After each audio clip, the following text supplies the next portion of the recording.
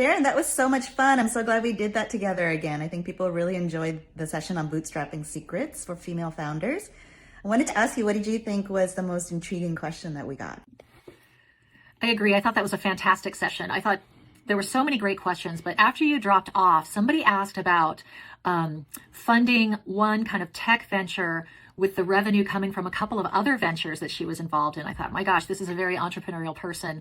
And I was impressed with that. And in fact, I did the same thing. I funded Boardroom Insiders through my other consulting business. So it surprised me that there might be a lot of people out there doing just that. Any questions that you felt you wanted to answer, but nobody asked it?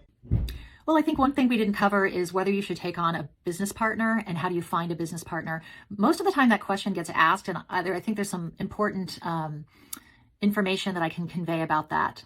This is the fourth session that we've done like this. We've done 2 in person, and this was our second virtual one. And I love how they evolve over time because I talk to entrepreneurs all day long, every day. So I learn new things that I can bring to the session. And of course, you're at a different place in your entrepreneurial journey every single time.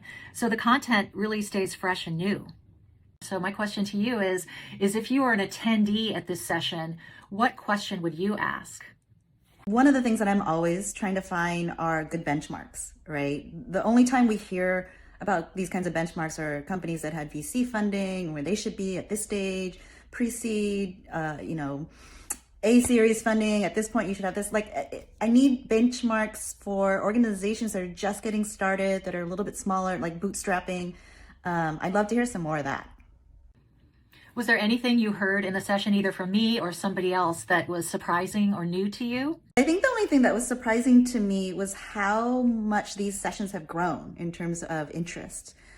We had like 87 people show up and almost 200 RSVPs. Like, there is a serious appetite for this content. And I'm so happy that we're able to do it together and share all this knowledge with folks. If you could only give one tip to a brand new first-time entrepreneur, what would it be? My most favorite advice that you have given me, Sharon, is focus. With focus, I was able to do everything. I was able to make decisions about partners, figure out the product roadmap, figure out when to go to market. Like, that is the foundation of every important decision that I have made. And so I thank you for that. That is definitely something I would tell anyone.